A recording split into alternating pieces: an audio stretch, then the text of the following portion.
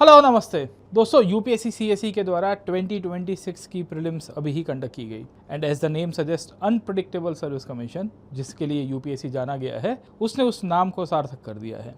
बहुत ही कठिन पेपर था, बहुत ही डेंजरस पेपर था, बहुत सारी डिस्कशन चल रही है। आज यूपीएससी सीएसई की प्रीलिम्स का हम लोग हिस्ट्री, आर्ट एंड कल्चर के क्वेश्चंस का एनालिसिस करेंगे, सोर्स मैपिंग करने की कोशिश करेंगे कि क्वेश्चंस कहाँ से आ रहे हैं और कैसे उसको अटेम्प्ट किया जा सकता है। इस वीडियो के अंदर मेरे साथ बने रहिएगा। हम लोग पेपर 1 के ऊपर डिस्कस कर रहे हैं हिस्ट्री एनालिसिस के केस में। मेरा नाम है प्रतीक नायक। आप में से जो भी विद्यार्थी नए नए जुड़ रहे हैं, ये स्कैन कोड को स्कैन करके मेरे साथ जुड़ भी सकते हैं। अब देखिए कि हिस्ट्री के अंदर आपको एक ट्रेंड बता देता हूँ कि ये ट्रेंड पिछले 5 साल के अंदर क्या चल रहा है। बहुत लोगों को लगता था कि हिस्ट्री का वेटेज कम हो गया है, क्योंकि 22-23 के अंदर से अगर आप देखोगे तो 12 सवाल, 15 सवाल, 12 सवाल, 16, सीधा 2026 के अंदर 21 क्वेश्चंस वर आस्क्ड। ओके, और मैं पहले से कहता आया हूँ, इसी चैनल के ऊपर मैंने बहुत सारे एनालिसिस के वीडियो भी बनाए हुए पिछले साल के भी, कि don't go by the numbers, go by the subject around. Okay, you have to give importance to each and every subject, you have to give weighted to each and every subject around, है ना। आप देखोगे कि polity के अंदर इस बार 13 सवाल कर दिए, मतलब ये थोड़ी है कि पॉलिटी नहीं करनी है, आपको पूरा पेपर 2 आता है उसके ऊपर। वही कहानी आपको हिस्ट्री की भी रहेगी कि यहाँ 12-13 सवाल देख के बहुत लोगों को लग रहा है कि भाई अब तो क्या है सर, ठीक है, अचानक से 21 सवाल आपको पूछ दिए। ये 21 सवाल का हम लोग ट्रेंड पहले देखने की कोशिश करते हैं और समझते हैं कि भाई उसमें पूछा क्या गया है। अब आगे जाने से पहले आप देखिए कि 2025 के अंदर 16 क्वेश्चन वर आस्क्ड, राइट। 2025 का एनालिसिस करवा रहा हूँ, उसमें एंशिएंट से 7 थे, मिडीवल से एक भी नहीं था, एक आर्ट एंड कल्चर से था और एक मॉडर्न से था। और वही चीज़ को अगर आप 2026 के पॉइंट ऑफ व्यू से देखोगे तो पता चलता है कि एंशिएंट से 9 क्वेश्चन वर आस्क्ड, मिडीवल से फिर से 0 सवाल। उसका मतलब ये नहीं कि नहीं करना है, क्योंकि मिडीवल आपको अभी नहीं पूछेगा तो कब पूछेगा, आपको मेंस के एग्जामिनेशन के अंदर पूछ देगा। जैसे पिछली बार भी उसने मिडीवल के ऊपर ऑलमोस्ट 20-30 मार्क्स का क्वेश्चन पूछे थे। आर्ट एंड कल्चर से इस बार 6 सवाल आए, पिछली बार एक ही सवाल आया था। और मॉडर्न के जो 8 सवाल थे लास्ट टाइम, उसकी जगह उसका वेटेज कम कर दिया। एक एक करके ब्रेकअप भी करने की कोशिश करते हैं। मोटे मोटे तौर के ऊपर अगर आप देख पा रहे हो, ये पूरा का पूरा ब्रेकअप है। You can see this part over. Ancient के 7 थे पिछले साल, अभी 9 आ गए। मिडीवल दोनों जगह के ऊपर 0-0 रहा है। आर्ट एंड कल्चर का 1 है, वहां 6 कर दिए हैं। 8 थे मॉडर्न के और 5 हो गए हैं फ्रीडम स्ट्रगल के पॉइंट ऑफ व्यू से। तो इस 21 क्वेश्चंस को कैसे अटेम्प्ट कर सकते हैं उसके ऊपर समझने की कोशिश करते हैं और देखते हैं कि कहानी किस तरह से शुरू होती है। सबसे पहले फ्रीडम स्ट्रगल के केस के ऊपर देखेंगे कि क्वेश्चंस कहां से आए हैं। तो देखिए, फ्रीडम स्ट्रगल के ऊपर इस बार मैंने आपको बताया 5 ही सवाल आए हैं।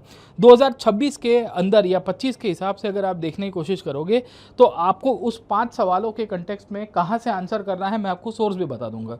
फ्रीडम स्ट्रगल मॉडर्न के लिए ये बुक बहुत चलती है, अच्छी, इनफैक्ट अच्छी खासी रेफरेंस बुक के रूप में लोग सजेस्ट करते हैं। पर सवाल ये आता है कि क्या इसमें से सब आंसर हो पाते हैं। पिछली बार तो मॉडर्न हिस्ट्री के ऊपर बहुत ही सिंपल सवाल यूपीएससी के द्वारा पूछे थे। एक एक करके देखते हैं। देखिए, तो मेन आपको यहाँ पे गांधी वर्सेस बोस के ऊपर एक सवाल आया था। गवर्नमेंट ऑफ इंडिया 1919, अवध के तालुकदार 1857 के रिवोल्ट के कंटेक्स्ट में ही है वो। एक यंग इल्टन और बारडोली और आपको एका मूवमेंट के ऊपर से क्वेश्चन पूछा गया है। जैसे कि आपको ये पूछा गया है कि फॉरवर्ड ब्लॉक के कंटेक्स्ट में आपको बताना है बोस वर्सेस गांधी के केस में, और क्या बोस ने गांधी जी का कॉन्फिडेंस जीता था, नहीं जीता था सर। इसके कारण जो गांधी के शिष्य थे पट्टभी सीतारामय्या चुनाव हार गए और विल सी की बोस को रिजाइन करवाना पड़ा, right. Congress was left disunited and failed to support Bose, yes, ये भी सही आपको देखने को मिलता रहेगा। Communist did not support Bose, yes, basically communist ने सपोर्ट किया था, ये स्टेटमेंट गलत है। क्यों? क्योंकि फॉरवर्ड ब्लॉक एक ऐसी संस्था थी जो बोस की साथी हुआ करती थी सर, ठीक है। फॉरवर्ड ब्लॉक तो बनाई थी, कम्युनिस्ट लोग उनके साथ ही हुआ करते थे।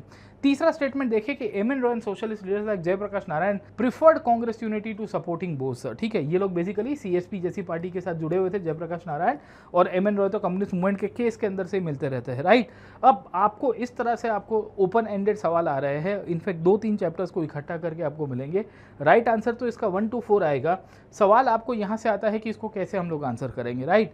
तो ये जो रेफरेंस बुक हम लोग देखते हैं कि भाई बहुत कैंडिडेट कहते हैं कि सर स्पेक्ट्रम के अंदर से है, तो 2-3 सवाल आपको देखने पड़ेंगे, 2-3 चैप्टर्स देखने को पड़ेंगे, तब जाके आप आंसर कर पाओगे। मैंने इसको मेरे यहाँ पे बोस वर्सेस गांधी का एक सेशन लिया था, इनफैक्ट आपके प्लस का उसके ऊपर भी लिया था और इसी चैनल के ऊपर पिछले साल भी हमने कवर कराया था। उसके अंदर भी है कि फॉरवर्ड ब्लॉक की स्थापना कैसे की गई बोस के द्वारा। तो कहने की बात यह है कि ये सवाल कंपेरेटिवली मॉडरेट था। It was expected from the candidates कि इसको अटेम्प्ट करना चाहिए, क्योंकि ये बोस वर्सेस गांधी मुख्य परीक्षा में भी एक बार पूछ चुका है। अगर आपने पीवाईक्यू मेंस और प्रीलिम्स का दोनों को इकट्ठा करके किया हुआ है, अच्छी खासी तैयारी की हुई है, तो दिक्कत नहीं आती। इनफैक्ट इस बार का जो ट्रेंड चला है उसमें एक चीज़ बड़ी क्लियर कट हो गई है कि प्रीलिम्स और मेंस दोनों की तैयारी साथ में करनी पड़ेगी, राइट। वो चाहे हिस्ट्री हो या बाकी सारे सब्जेक्ट हो, अभी आपने बाकी सब्जेक्ट्स का भी एनालिसिस देखा, तो इसका राइट आंसर आपको क्लियर हो जाना चाहिए। इट इज़ एक्सपेक्टेड कि आप इसको आंसर करोगे। उसके बाद तीसरा देखने की कोशिश करोगे। नेक्स्ट क्वेश्चन है, आपको पूछा गया है एका मूवमेंट और बारडोली सत्याग्रह के बारे में क्या सही है। अब इसका जो राइट आंसर वो आता है कि बारडोली जो है वो लैंड रेवेन्यू के केस में था और एका मूवमेंट जो था वो extraction of rent by the जमींदार था। मदारी पासी बेसिकली एका मूवमेंट को लीड करते हैं अवध के अंदर, खास करके हरदोई वाले रीजन के अंदर आपको लखनऊ के पास मिलेंगे। और बारडोली सत्याग्रह के विलसी की लीडर थे सरदार वल्लभ भाई पटेल, जो हमें सरदार के रूप में निकल के आए, राइट। बाकी तीनों की तीनों स्टेटमेंट आपको गलत मिलेंगे। अब सवाल यहाँ से ये निकल के आ जाता है कि भाई क्या हमने कराया था इसको? जरूर से कराया था। ये बारडोली सत्याग्रह है, ये मेरी नोट्स है बेसिकली, इसको मैं स्लाइड्स के रूप में आपको देता हूँ, नोट्स के रूप में। इसमें वल्लभ भाई पटेल की पूरी कहानी आपको देखने को मिल जाती है। और इसी के अंदर अगर आप आइडेंटिफाई करने की कोशिश करोगे तो मैंने ये बताया था कि भाई it was basically regarding the revenue. यहाँ पे 30% इंक्रीज करवाया गया था, ये हमने कराया था सर, ठीक है। यही चीज़ आपको एका मूवमेंट के केस में भी मिल जाएगी सर, है ना। एंड ये एका मूवमेंट के अंदर आपको मदारी पासी की कहानी है, रेंट हायर देन 50% रिकॉर्डेड, ये चीज़ स्पेसिफिकली मैंने अपनी स्लाइड्स के अंदर लिखी हुई है। कहने की बात यह है कि ये मॉडर्न हिस्ट्री का था। मुझे लग रहा है कि जो पिछले इस साल का पेपर है उसमें one of the most moderate level question था, अटेम्प्ट किया जा सकता है। क्या ये रेफरेंस बुक में अवेलेबल था? ज़रूर से था। अब सवाल ये आ जाता है कि आपको ये जो कॉर्नर वाले मूवमेंट्स है जिसको नॉर्मली आप टच नहीं करते हो, मैं तो अपने क्लासेस में करता हूँ और आप सबको भी सलाह देता हूँ कि अब आजकल इसके ऊपर से सवाल आने शुरू हो गए हैं। जो मेन गांधीयन थीम थी 2025 में पूछी गई थी नॉन कोऑपरेशन और उसके रिलेटेड, ज़रूरी नहीं है कि वही थीम रिपीट हो जाएगी। खैर, वीडियो में आगे चलने से पहले अगर आप यूपीएससी सीएससी की तैयारी कर रहे हो तो ज्वाइन करिए हमारे साथ अनअकैडमी। और अभी आपको 27-28 के लिए बहुत बेहतरीन ऑफर्स अवेलेबल कराई जा रही है। आपको ये कोड यूज़ करना है PN Live और आपको 16,999 के अंदर सब्सक्रिप्शन अवेलेबल है। टॉप एजुकेटर्स है, GS CSET फाउंडेशन, सब कुछ आपको यहाँ पे कवर कराया जा रहा है और इसमें भी आप 1 साल से अधिक का सब्सक्रिप्शन लीजिए तो फ़ायदा होगा। दूसरा, अगर आप इस बार की प्रीलिम्स पास कर रहे हो या आपकी तैयारी है मेंस के कंटेक्स्ट में, तो आप हमारे QP मेंस प्रोग्राम में ज्वाइन कर सकते हो, link is in the description. जहाँ 31 में से हम लोग शुरू करवा रहे हैं। क्लासेस इंडिया के टॉप एजुकेटर्स के द्वारा लिए जाएंगे और साथों के साथों इस बार के हमारे जो टॉपर्स है वो भी आपको गाइड करेंगे। रैंक 7, रैंक 10, रैंक 17, रैंक 29, ये आपको लाइव आंसर राइटिंग के सेशंस भी करवाएंगे। तो ज़रूर से इसका लाभ उठाइए। आपको यहाँ पे कॉपी इवेल्यूएट करके देंगे इन 48 आवर्स, है ना। तो ज़रूर से आप इस ऑफर का लाभ उठाइएगा और मेंस की तैयारी करना चाहते हो तो at a very nominal fee you can join us as well on Unacademy. बाकी हमारी बैचेस है बहुत सारी, ये पूरा का पूरा मेंस का टाइम टेबल है। हम लोग हिस्ट्री कल्चर से लेके हर एक विषय है, ये टाइम टेबल के हिसाब से हम लोग चलेंगे और आपको पूरा का पूरा कंप्लीट कवरेज देंगे, राइट। तो ये QEP बैच है हमारी, ज़रूर से इसका लाभ मिलेगा। बाकी अगर आप फाउंडेशन का सब्सक्रिप्शन ले रहे हो 1-2 साल का, तो आप प्लस भी ले सकते हो, आइकॉनिक भी ले सकते हो, कॉम्बो ऑप्शनल GS दोनों का भी है। इसमें कुछ फीचर्स ज़्यादा है आइकॉनिक के अंदर, जहां मेंटर और बाकी सारी चीज़ें मिल जाती है, प्लस में आपको लाइव क्लासेस दोनों के अंदर कॉमन मिलते रहेंगे। आपको बाकी डिटेल मिल जाएगी डिस्क्रिप्शन के अंदर से। खैर, आगे चलते हैं नेक्स्ट क्वेश्चन के ऊपर। British policy in Awadh immediately after the annexation 1856, है ना। और पूछा गया तालुकदार को डिस्पोसेस कर दिया था सर, ठीक है ना, but allowed to retain their forts, no, ये स्टेटमेंट गलत है। Summary of revenue settlement was made in 1856, yes, ये तालुकदार को आउटसाइडर रखा गया था। और British believed in direct revenue, yes, ये सही है, क्योंकि ब्रिटिश स्टेट की ये कंट्रोल था कि भाई देखो स्टेट पीजेंट से पैसा कलेक्ट करेगा तो स्टेट की लेजिटिमेसी बढ़ेगी, वरना इंटरमीडिएरीज का बढ़ावा होगा सर, ठीक है। तो वी विल फाइंड कि इसका आंसर जो है ये पूरी की पूरी तरह से 2 और 3 होगा। पहला वाला आपको गलत मिल जाता है, राइट। अब ये क्या हमने कराया था? जरूर से कराया था। इनफैक्ट अगर आपको याद होगा तो तालुकदारों की लैंड डिस्पोसेस हुई थी और अवध को लेके अगर आपको याद होगा तो हमने सब्सिडरी अलायंस का जो टॉपिक था उसमें भी इसके ऊपर डिस्कस किया था। क्या अवध वाला टॉपिक आपको ये स्टैंडर्ड रेफरेंस बुक जो है उसके अंदर मिलता है? नहीं, उसकी जगह आपको प्लासी टू पार्टीशन के अंदर से मिलेगा। मतलब ये सवाल थोड़ा डेप्थ में है, बहुत लोगों को कंफ्यूजन हो जाता है, पर लॉजिक से सॉल्व हो रहा था। क्यों लॉजिक से सॉल्व हो रहा था? क्योंकि यहाँ पे बोला गया है कि उनके एस्टेट ले लिए गए but they were allowed to retain their arms and fort. अरे आर्म और फोर्ट रहते तो फिर वो विद्रोह नहीं करते। 1857 में बेगम हजरत महल, अगर आपको पता होगा कि वो क्यों लीड कर रही थी, क्योंकि अवध स्टेट का एनेक्सेशन कर दिया डलहौजी के द्वारा और उसके बाद विल सी कि उन्होंने विद्रोह की तरफ परिणाम लिया 57 के अंदर। खैर, ये सवाल है क्वेश्चन नंबर 38 की कहानी यहाँ से शुरू होती है और बोला जाता है कि the genesis of political alliances based on the community lay in the very nature of Montford reforms 1919, which of the following supports the above assertion. Assertion के केस में है और आपको बताना है reforms retain and extend the principle of separate electorates, क्या ये सही है? ये स्टेटमेंट सही है, क्योंकि मुस्लिम्स को 1909 में मिला था। 1919 के अंदर अगर आपको याद होगा मॉन्टफोर्ट रिफॉर्म्स के through Anglo Indian, Christians, Parsi, Sikh, सबको, बहुत सारे लोगों को मिलना शुरू हो गया है। Separate electorates were suppose to counter the Indian nationalism, obvious है कि यस, राष्ट्रवादी ताकतों के सामने जो दूसरे परिबल आएंगे वो कहीं ना कहीं उनको काउंटर बैलेंस के लिए उपयोग में लिए जाते थे, राइट। तीसरा देखोगे, deprived classes rally around the favours inherent in separate electorates, यानी कि सेपरेट इलेक्टोरेट्स के अंदर जो फायदे मिलते हैं इन सब के कारण बहुत सारे डिप्राइव्ड क्लासेस जो थे वो उसके फेवर में चले गए कि भाई हमको भी चाहिए, हमको भी चाहिए, हमको भी चाहिए। अब देखिए कि सवाल ये आ जाता है कि एक शब्द आता है डिप्राइव्ड क्लासेस, एक आता है डिप्रेस क्लासेस। आपको यहाँ पे 1919 के केस के अंदर से आइडेंटिफाई करना है, क्या 1919 में डिप्राइव्ड क्लासेस इसके कारण विल सी की और उभर के आए जिन्होंने मांग की थी? तो ये स्टेटमेंट टेक्निकली सही है, आंसर की के अंदर भी विल सी की इसको सही माना गया है। एक शब्द आता है डिप्रेस क्लासेस, जिसे हम लोग कहते हैं शेड्यूल कास्ट के रूप में, या उस समय के अंदर विल सी की दलित अपलिफ्टमेंट, या गांधी जी कहते थे हरिजन अपलिफ्टमेंट के रूप में, उनकी आपको विल सी की सोशल रिफॉर्म्स की बात मिलेगी, राइट। यहाँ पे आपको ये जो डिप्राइव्ड क्लास शब्द लिखा गया है ये इसी केस में लिखा गया है कि भाई और भी वंचित वर्ग थे, देवर women, there were many landless laborers, there were many peasants, okay, जिनको लेके अपलिफ्टमेंट की बात हो रही थी, अलग अलग economic classes, social classes. In fact एक पार्टी बनी थी दक्षिण भारत में, अगर आपको याद होगा, जिसका नाम था जस्टिस पार्टी, वो भी कह रही थी कि भाई हमको भी सेपरेट इलेक्टोरेट्स दे दो सर, ठीक है। तो 1919 के बेसिस के ऊपर से अगर आप देखोगे तो इसका आंसर ये तीनों के तीनों आपको मिलता रहेगा।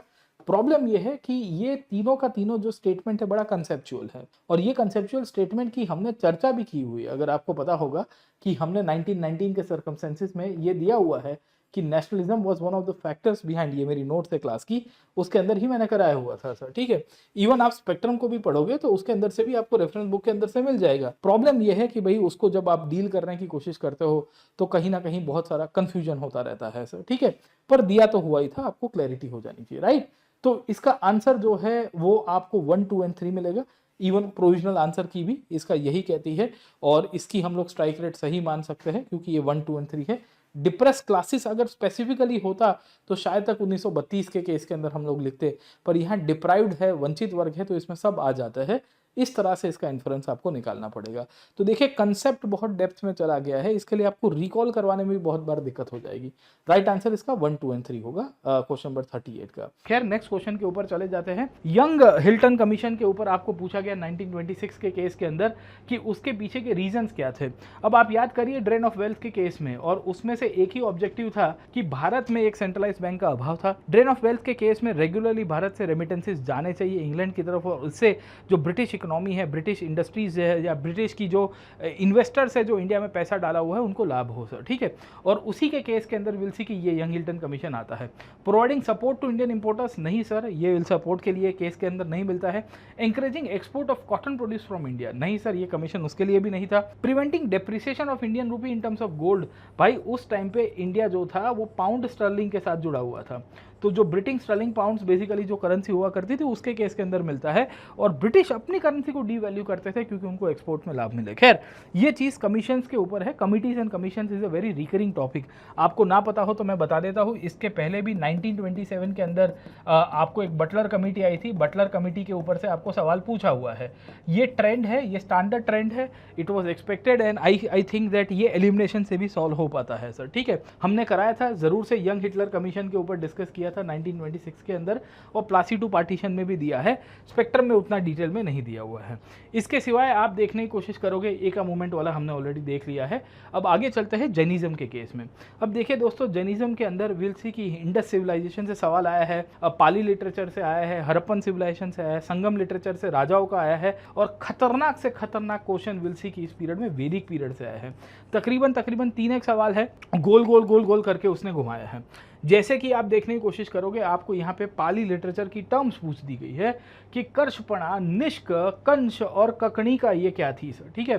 तो बेसिकली ये कॉइन्स के प्रकार थे, या कॉइन्स के लिए शब्द यूज किए गए थे, हमने इसको डिस्कस किया हुआ था, आप सबको पता होगा सर, ठीक है। दूसरा है literary evidences from Pali literature collaborated archaeological evidences of punch mark coins of many coins. इसमें से कौन सी चीज एसोसिएटेड सही है? ये अर्बन लाइफ के साथ जुड़े हुए थे, हाँ। ये मनी इकोनॉमी के साथ जुड़े हुए थे, हाँ। ये अराउंड 600 BC के अंदर जब सेकंड अर्बनाइजेशन हुआ, महाजनपद बने, उसके कंटेक्स्ट में है। अब ये आपके एनसीईआरटी के अंदर नहीं मिलेगा, इसको भी मैंने अपने सेशंस के अंदर करवाया हुआ था।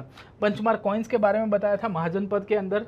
इनफैक्ट ये जो पुराण कर्षपणापण जो है ये वही शब्द है जिसके बारे में हमने यहाँ पे कॉइन्स वाला जो सेशन था उसमें भी आपको पढ़ाया हुआ है। कहने की बात यह है कि ये एक एकदम थीमेटिक टॉपिक था। ये उपिंदर सिंह की जो मैम की बुक आती है उसमें से ये स्टेटमेंट उन्होंने लिफ्ट अप किया था, बट अगर आपने मेरे सेशंस लिए होते तो उसके अंदर भी मैंने कवरेज किया था, राइट। तो क्या इसकी मैं स्ट्राइक रेट को सही मानूंगा? बिल्कुल सही मानूंगा। एक्सपेक्टेड था कैंडिडेट से, yes it was attemptable compare to the other questions around, right. अब जैसे यहाँ पे देखने की कोशिश करिए, among the 4 main forms of existence of recognised in Jainism which of the following is not included. जैनी इनमें से कौन से फॉर्म्स ऑफ एग्जिस्टेंस को नहीं मानते? क्या जैनी देव को मानते हैं? मानते हैं। यक्ष को मानते हैं? नहीं मानते फॉर्म्स ऑफ एग्जिस्टेंस के रूप में। मनुष्य को मानते हैं। त्रिछन्य प्लांट्स एंड एनिमल्स को मानते हैं? भाई मानते हैं। अब आप मुझे पूछोगे ये कहाँ पे आया था, तो अगर आपने मेरा जैनिज्म वाला सेशन किया होगा तो मैंने इसके अंदर से कराया है कि जैनिज्म यूनिवर्सल एलिमेंट्स के अंदर मानता है। कुछ ऐसे जीव होते हैं और कुछ अजीव होते हैं। जीव में आपके संसार के अंदर रहने वाले इम्प्योर सोल्स भी है, और उसी के अंदर आते हैं सेलेस्टियल बींग्स जिसको देव कहते हैं, फिर आते हैं ह्यूमन बींग्स जिसको मनुष्य कहते हैं, फिर आते हैं त्रिछन्य जिसे एनिमल्स और प्लांट्स, और चौथे आते हैं नरकी लोग जो हेलिश बींग के रूप में हैं। ये सब के सब लोग, खास करके विल सी की ह्यूमंस जो है उनकी जब सोल प्योरीफाई हो जाती है तो वो सिद्ध लोक में जाते हैं अपने कर्मों के माध्यम से। ये जैनिज्म की फिलॉसफी है सर, ठीक है। तो Jainism beliefs into deva, manushya, त्रिछन्य and naraki. This are the 4 basically live elements around, right. यहाँ डेमीगॉड्स है। अब देखिए डेमीगॉड्स यानी कि यक्ष यक्षिस की वर्शिपिंग जैनिज्म में हुई है, ऐसा नहीं है कि नहीं हुई है। कहने की बात यह है कि आपको इस टाइम पे फिलोसफिकल कंटेक्स्ट के ऊपर से सवाल पूछा गया है और सीधे सीधे जैन थियोलॉजी के साथ वो जुड़े नहीं है, वो फोक वर्शिप का पार्ट था सर, ठीक है। इसके लिए इसका आंसर विल सी की बी आएगा। बहुत लोग कहेंगे कि भाई जैनिज्म ने गॉड को डिनाई किया, नहीं किया। उन्होंने ये कहा था कि gods exist but they exist below Tirthankara sir, ठीक है। तो ये जो गॉड वाली डिबेट है वो खत्म हो जानी चाहिए, यक्ष वाली बात आपको राइट मिलेगी सर, ठीक है। इसका राइट आंसर बी होगा। नेक्स्ट क्वेश्चन, ये हमने हमारे क्लासेस के अंदर कराया था और ये मेरी स्लाइड्स का ही स्क्रीनशॉट है जो मैं आपको दिखा रहा हूँ। अब ये एनसीईआरटी और उसमें आपको सीधे सीधे तौर के ऊपर नहीं मिलेगा, आपको बहुत सारी रेफरेंस बुक इसके अंदर से देखनी पड़ेगी, तब जाके आंसर कर पाओगे। अब ये सवाल भी आप देखने की कोशिश करोगे तो वी विल फाइंड कि हड़प्पन सिविलाइजेशन के ऊपर से आपको आर्कियोलॉजिकल फाइंडिंग्स पूछी गई है। आपको पूछा गया स्पिंडल वेल घरों के अंदर मिला है but there is absence of spinning wheel. Weights and measures थे, घर बेसिकली लार्ज पार्ट के अंदर बेक ब्रिक से और रिलेटिवली स्पेशियस बने से, और इसमें से आपको इन्फ्रेंस निकालना था। क्या पूछा था कि the spinning was labours activity done at home sir, ठीक है। दूसरी अगर आप देखने की कोशिश करोगे आपको यहाँ पे ये भी बोला गया है कि the extent of scientific knowledge, yes Harappans के पास था, and the emergence of common property system sir, ठीक है। तो देखिए घरों के अंदर कहीं पे कॉमन प्रॉपर्टी सिस्टम आपको सीधे सीधे तौर के ऊपर नहीं मिल जाती है। तो right answer we will see कि इसका 1 और 2 होगा इन्फ्रेंस के ऊपर से। अब क्या ये हमने करवाया था? तो जरूर से करवाया था। अगर आप याद करने की कोशिश करिए, ये स्पिंडल वर्ल था। ये स्पिंडल वर्ल से क्या करता था? स्पिनिंग ऑफ कॉटन हुआ करता था सर, ठीक है। तो वुल और कॉटन को बेसिकली स्पिंडल के अंदर ऐसा बांध के हम करते थे। ये मेरी लेक्चर की ही स्लाइड से जो बेसिकली स्क्रीनशॉट के रूप में शेयर कर रहा हूँ। मैंने पढ़ाया हुआ था कि अमीर घरों के अंदर फायंस यानी कि वी विल सी की बहुत ही महंगे पत्थर से ये लोग एक तरह का स्पिंडल वर्ल बनाते कपड़े बनाने के लिए सर, ठीक है। उसके सिवा घरों की पैटर्न देखने की कोशिश करिए कि यहाँ पे मैंने बोला हुआ है कि भाई डेकोरेशन था, वेंटिलेशन बहुत अच्छा था, कोर्टयार्ड आपको देखने को मिल जाता है, बेक्ड ब्रिक्स का उपयोग किया गया था सर, ठीक है। हाउस के डिजाइन की बात की गई है, ये एज इट इज दिया गया और हाउसेस जो है वो प्राइवेट प्रॉपर्टी के कंसेप्ट को दर्शाता था सर, ठीक है। तो ये हमने दिया हुआ है। In fact this can be answered from NCERT. Problem ये है कि ये स्पिंडल वर्ल वाली डिटेल जो है उसमें आपको उतनी मिसिंगनेस मिल जाएगी। मिसिंग क्यों है? क्योंकि उतनी डिटेल नहीं है, फिर फाइन आर्ट्स में रैंडमली आपको देखना पड़ेगा। ये क्वेश्चन बड़ा खतरनाक है। यूपीएससी क्या पूछना चाहता है मेरे को समझ में नहीं आता है।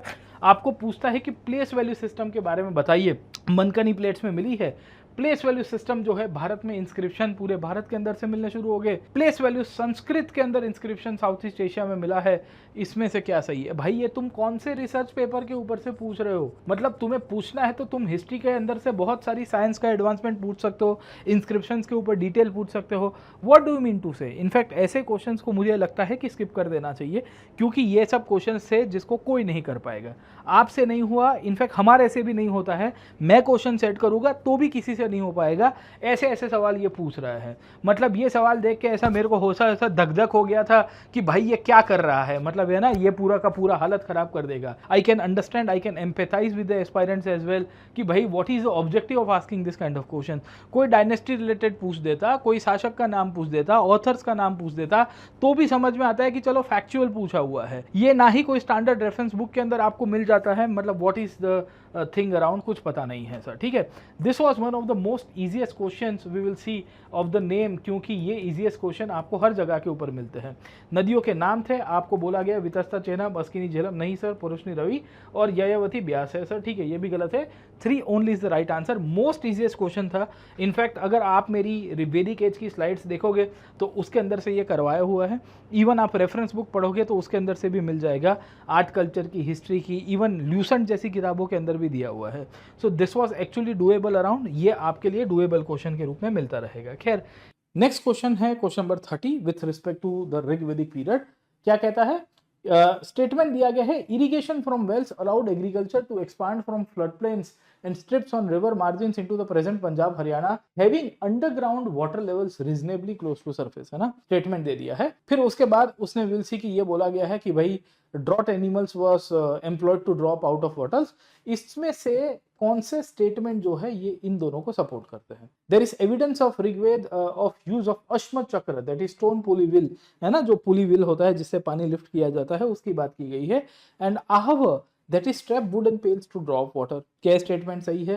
तो विल फाइंड कि this has been consider correct around sir, ठीक है। दूसरा स्टेटमेंट देखने की कोशिश करोगे कि mention has been made in the Rigveda by the use of instrument like parusha, that is axe, और dhatra, that is sickle sir, ठीक है। अब मेंशन तो है, पर आपको इसको इसके स्टेटमेंट के साथ मैचअप करके देखना है कि भाई मेंशन है, पर क्या असर्शन रीजनिंग के केस में कहीं ना कहीं ये उसको सपोर्ट करता है अबाउ आर्ग्यूमेंट को? तो मुझे लगता है कि ये टेक्निकली नहीं करता है। क्यों? क्योंकि देखो, एक्स के कंटेक्स्ट में आपकी इरिगेशन एक्सपांशन नहीं होती, या सिकल से आपकी इरिगेशन एक्सपांशन नहीं होती। यहाँ irrigation related to agriculture, irrigation related to well की बात की गई है, ड्रॉट एनिमल्स की कहानी के साथ जोड़ने की कोशिश की गई है, राइट। तो that is one of the reasons मुझे लगता है कि ये 2 तो नहीं जाना चाहिए सर, ठीक है। 2 स्टेटमेंट अपने हिसाब से इंडिविजुअली कलेक्ट है, पर आपको ये अबाउ इंफॉर्मेशन के सापेक्ष में बोला गया है, इसके लिए मैं बता रहा हूँ। तीसरा देखने की कोशिश करोगे, there is a history of ox even before the Rigveda for ploughing the land and pulling the carts, है ना, ऑक्स की आपको कहानी देखने को मिल जाएगी। क्या ये स्टेटमेंट सही है? Even before Rigveda, yes. Even Indus Valley civilisation के अंदर भी आपको ऑक्स यानी कि ये क्या कहते हैं, जेबू की बात मिलती रहती है। तो दूसरे स्टेटमेंट को अगर अपन साइडलाइन कर देते हैं, तो तीसरे को अगर हम सही मानते हैं, तो 1 and 3 can be the right answer around, है ना। तो 1 and 3 वी विल सी कि इसका राइट आंसर होगा। आंसर की के हिसाब से भी इसका 1 and 3 ही आपको मिलता रहता है। ये मैंने कराया था, मैं ये नहीं कह रहा हूँ कि नहीं कराया था। मैंने सिकल के, दात्र के बारे में और बहुत सारे कीवर्ड्स एग्रीकल्चर के बारे में बताने की कोशिश की थी, पर ये इतना डेप्थ में पूछ दिया है तो इसका आंसर आते आते यहाँ तक हो गया है। बहुत सारे कैंडिडेट्स को कन्फ्यूजन हो गया है कि सर इसको कैसे आंसर कर पाएंगे इतनी डिटेल के अंदर। तो ऐसे सवालों को फर्स्ट इटरेशन के अंदर थोड़ा साइड में करना चाहिए और दूसरे सवाल को अटेम्प्ट पहले करना चाहिए। इसके सिवाय ये एक और सवाल है सर 31 नंबर का सर, ठीक है। आपको क्या बोला गया है कि in the Pleistocene period either Yamuna once flowed into the Indus और Sutlej flowed into the Yamuna, one major tributary of either of them shifted from Ganga to Indus और वाइस वर्सा। मतलब यह है कि यमुना इंडस में जाती थी, सतलज यमुना में जाती थी, इनमें से आइदर ऑफ की ट्रिब्यूटरी जो गंगा और इंडस में से जाके वाइस वर्सा होता था, राइट। अब आपके इसके केस के अंदर से बताना है कि जो अबव असर्शन है इसके पीछे का रीजन क्या है, किसके सापेक्ष में दिया गया है, प्लीस्टोसिन पीरियड के सापेक्ष में दिया गया है। अब हमेशा से याद रखेगा कि प्लीस्टोसिन पीरियड का सापेक्ष में दिया गया है तो उसके पीछे आपकी ज्योग्राफिकल कनेक्शन आएगी, राइट।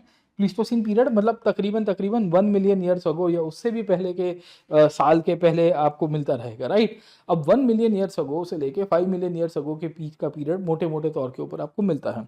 क्या उसके साथ आपको कहीं पे नदी सूक्त का रेलेवेंस मिलेगा?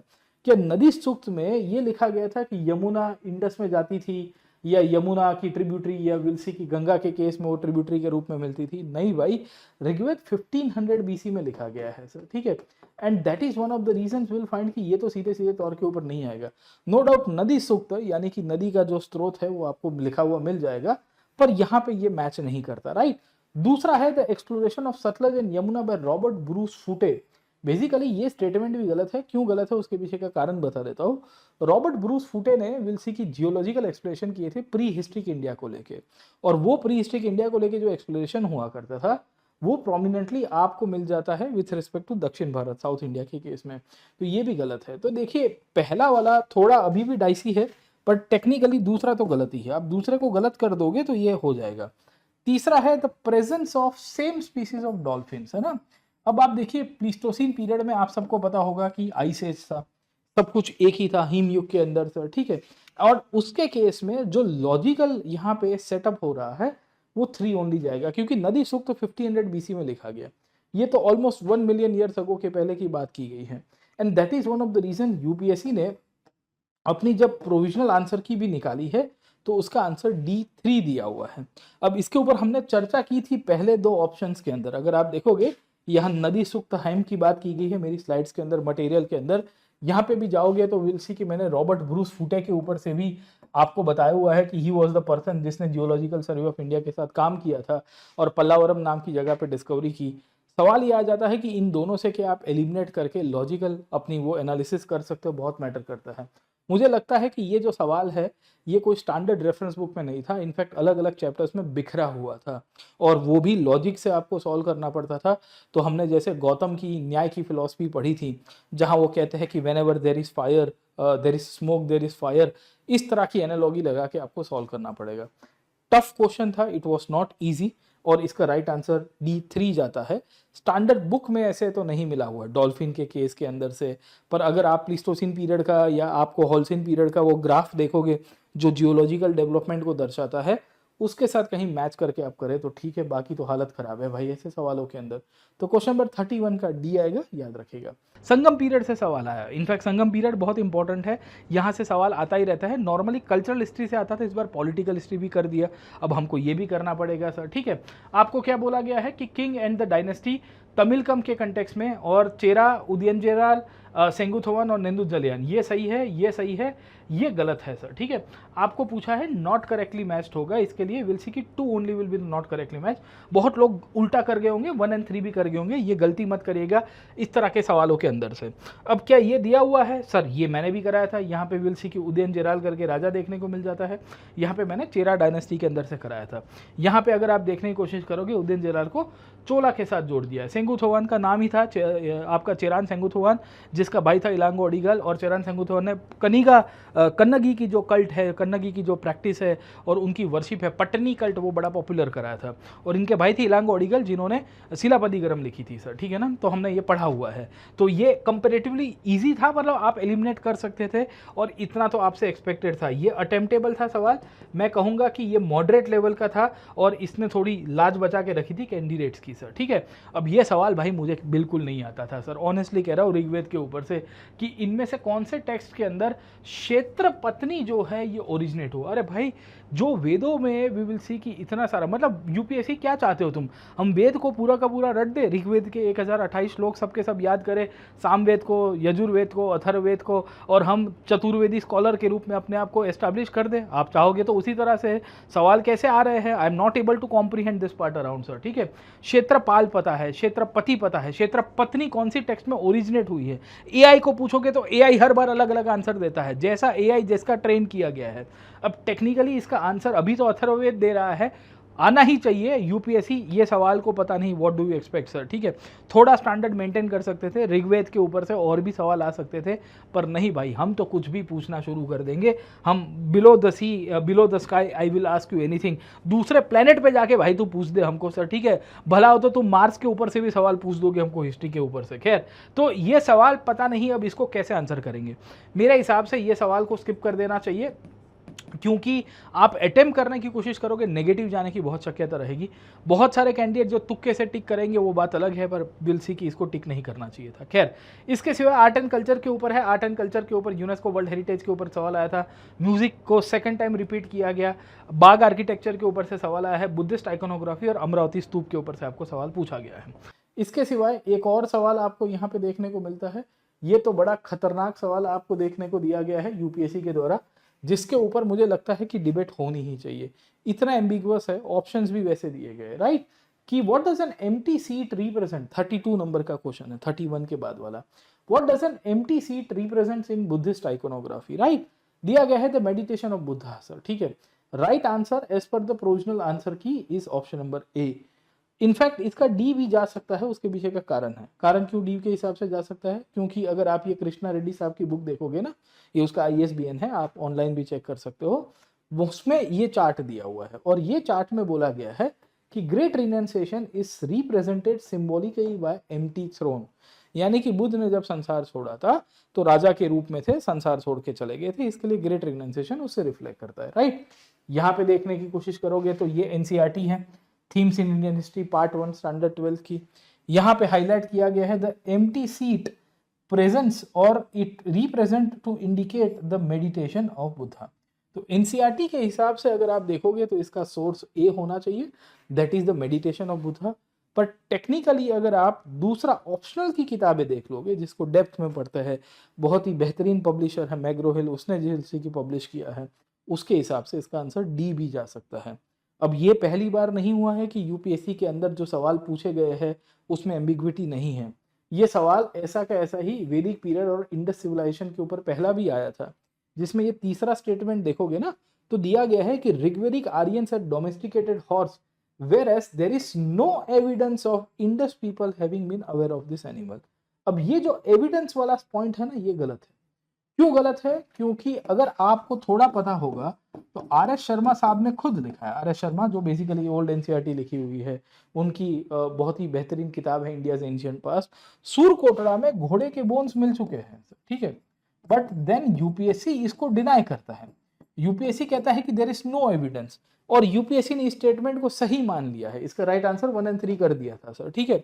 अब टेक्निकली देखा जाए तो अगर उस बुक के रेफरेंस के हिसाब से देखेंगे, आर्कियोलॉजिकल सोर्सेज के हिसाब से देखेंगे, तो भाई इसका आंसर 1 और 3 होगा, है ना, मतलब 1 और 3 नहीं होना चाहिए, 1 ओनली होना चाहिए, क्योंकि देयर वाज एविडेंस, है ना, ऐसा तो है नहीं कि एविडेंस, पर UPSC ने डिनाई कर दिया। UPSC ने कहा कि no, there was no evidence, we consider this statement correct, हम इस स्टेटमेंट के साथ मानेंगे। कहने की बात मेरी वे है कि UPSC इस तरह के कुछ एम्बिगुअस सवाल पूछ के और क्वेश्चंस के अंदर एम्बिग्विटी रख के भविष्य के अंदर जो तैयारी करने वाले एस्पिरेंट्स हैं उनको भी कंफ्यूज करती है। इनफैक्ट मल्टीपल बुक्स में मल्टीपल आंसर्स दिए जाते हैं, अब किसको सही माने किसको नहीं माने बहुत डिबेट हो जाती है। हमारा इंटेंशन ये नहीं है कि हम वी विल सी कि उसके ऊपर मतलब हंगामा खड़ा करें, पर कम से कम क्वेश्चंस अच्छी तरह से दिया जाए, क्लैरिटी के साथ दिया जाए, और जो डबल आंसर वाली जो हम कहते हैं डबल रिप्रेशन एक तरह से हो जाता है, उससे विद्यार्थियों से बाहर निकाले तो ज़्यादा ठीक रहेगा।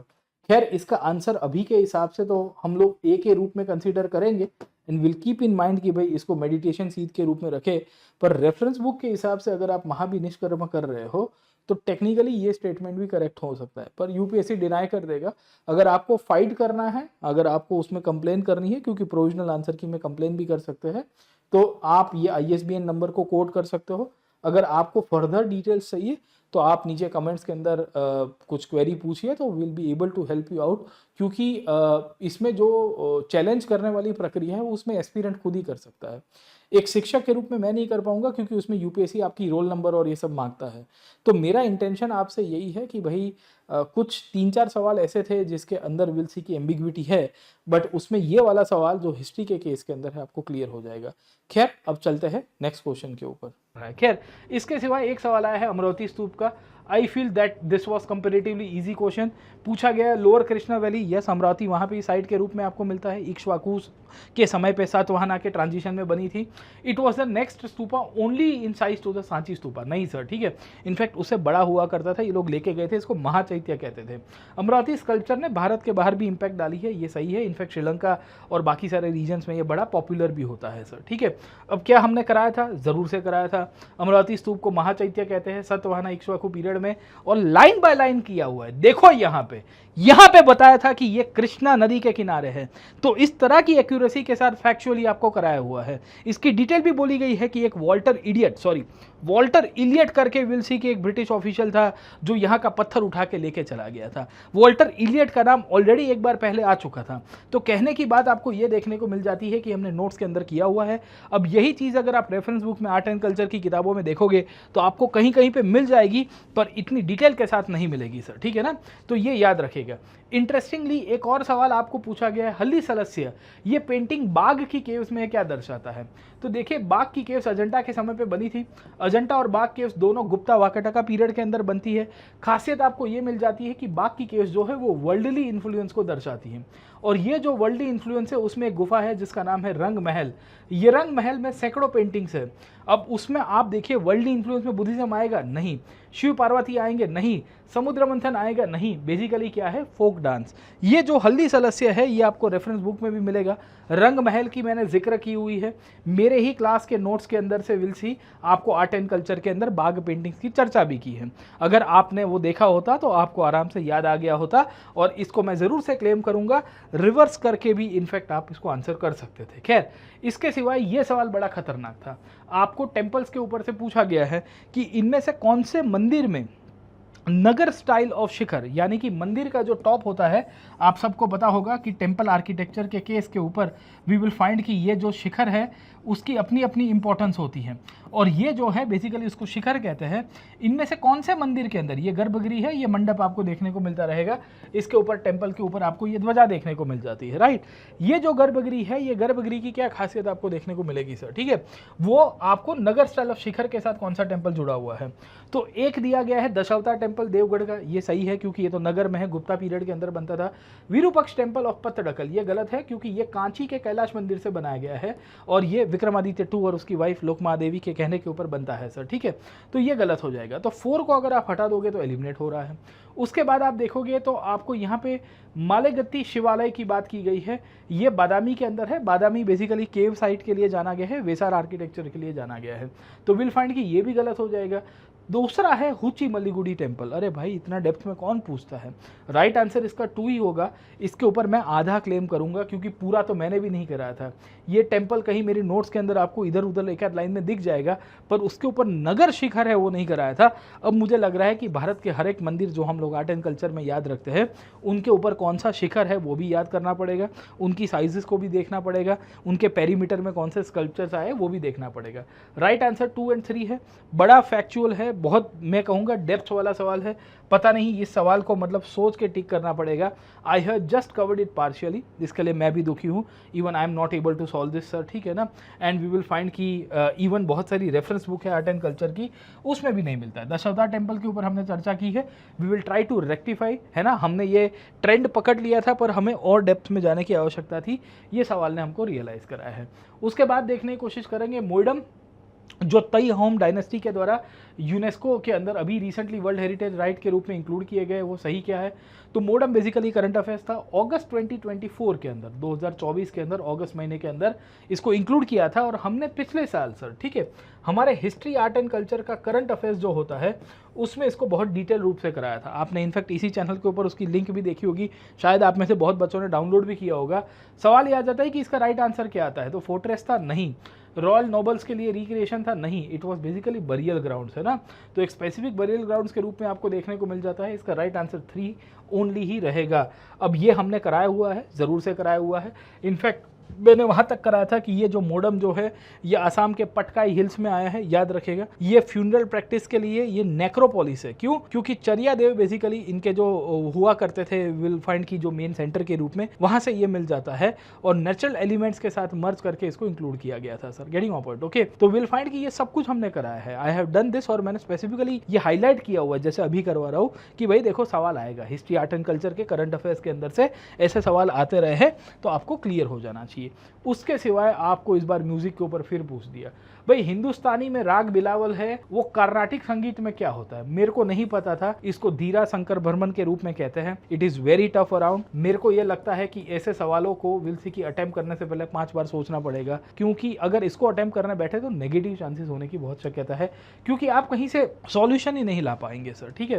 क्योंकि यहाँ पे हनुमान तोड़ी है, कामवर्धिनी है, भैरवी है, नाट भैरवी है, भैरवी के भी बहुत सारे हैं सर, ठीक है। हम राग भैरव याद रखते हैं पर उसकी डिटेल्स में उसके जो वेरिएशन है वो थोड़ी याद रख पाएंगे जाएंगे सर, ठीक है। और ये चीज़ आप देखोगे तो खाली कृष्णा रेड्डी साहब की किताब में दी गई है, उसमें पूरा एक लिस्ट दिया हुआ है जिसमें मैं आपको सोर्स बता देता हूँ। मैं गलत नहीं कहूँगा, मैंने नहीं कराया क्योंकि इतनी डेप्थ में मैं जाता ही नहीं हूँ। मैं हिंदुस्तानी कर्नाटिक के डिफरेंसेस पूछ देता हूँ, मैं उसके थीम के ऊपर से आपको उसके म्यूजिकल इंस्ट्रूमेंट्स पूछ सकता हूँ और भी डिटेल पूछ सकता हूँ, but I have no point of basically like no teaching. पर ये पूछ दिया गया था। यहाँ पे आपको राग बिलावल देखने को मिलता है हिंदुस्तानी का, और धीरा शंकर बर्मन बेसिकली ये मिलेगा। इनफैक्ट धीरा शंकर बर्मन ये कहते हैं कि शिवजी का एक यंत्र था, इसके लिए शंकर बर्मन बेसिकली ये शब्द आपको मिलता है। तो ये पूरी थीम थी, पढ़ना है तो पढ़ लीजिएगा, नहीं करके 2-2,500 पेज की किताब है। It's up to user, I am telling you the source. मेरे में होगा तो मेरे में कहूंगा, रेफरेंस बुक में होगा तो नाम के साथ बता दूंगा। और इसी में से वो बुद्धिज्म वाला सवाल मैंने आपको बताया वो गलत कह रहा है यूपीएससी, देखते अभी क्या कहेगा सर, ठीक है ना, एनसीईआरटी के केस में। फिर एक और सवाल आया, पंडित मल्लिकार्जुन मंसूर ये फेमस क्लासिकल सिंगर थे कर्नाटक से, वो क्या दर्शाते थे। अब देखो कर्नाटक के सिंगर कौन से घराने से बिलोंग करते हैं। इनफैक्ट ये घराना 2025 में भी पूछा था, अगर आपको पता होगा तो सर, ठीक है। तो ऐसे ऐसे सवाल आपको आने शुरू हो गए हैं। और ये आर्टिस्ट थे, बड़े एक्सपर्ट आर्टिस्ट थे, पर 1990s में तो इनका मृत्यु हो गया था। अब उनके रिलेटेड आप करंट अफेयर्स पूछ रहे हो। इनफैक्ट यूपीएससी की कोई स्टैंडर्ड बुक के अंदर भी सीधा सीधा इनका नाम नहीं मिलेगा। अब आप कहीं से कोई रैंडम कोई चीजों को लेके आओगे कि सर इसमें दिया है, पर याद कितना रहेगा। ये जयपुर अतरौली घराने से बिलोंग करते थे, रिवर्स इंजीनियरिंग किया तो पता चला, पता है सर, ठीक है। हिंदू में आर्टिकल आया था कि additional grant sought for Mallikarjun Mansur cultural centre in Dharwad sir, ठीक है, समझे। जनवरी 2026 का। यार कितना याद रखेंगे, कहां से याद रखेंगे।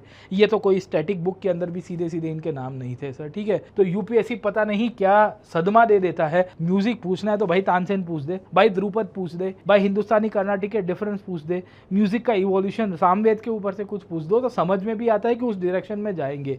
हिस्ट्री इतना वास्ट है, आप कहीं से कुछ भी पूछ दोगे, what does that justify sir, ठीक है। मोटे मोटे तौर के ऊपर मैंने ये जो 21 सवाल का एनालिसिस किया उससे दो चीज समझ में आई है। मुझे ये लग रहा है कि out of 21 around 10 to 12 questions were easily attemptable sir, ठीक है। अब इजीली अटेम्प्टेबल का मतलब ऐसे अटेम्प्ट कर सकते हैं, अगर आपने 1-8 साल की ढंग की तैयारी की है तो आप 10 से 12 सवाल तो कर ही सकते थे, और वो भी करेक्टली कर सकते थे। 8-9 सवाल में से 5-6 सवाल तो छोड़ने लायक थे, वो हर साल आते हैं हिस्ट्री के अंदर, पॉलिटी में, इकोनॉमी में, हर जगह आपको हाथ खड़े कर देने पड़ते हैं, राइट। उसमें नहीं जाएंगे। हमें ये देखना है कि भाई स्टैंडर्ड सोर्सेज हमारे लिए क्या हो सकते हैं। तो देखिए स्पेक्ट्रम अभी भी स्टैंडर्ड सोर्स के रूप में है। आर्ट एंड कल्चर में बहुत फैल दिया है, अलग अलग स्टेटमेंट कहीं से आ रहे हैं।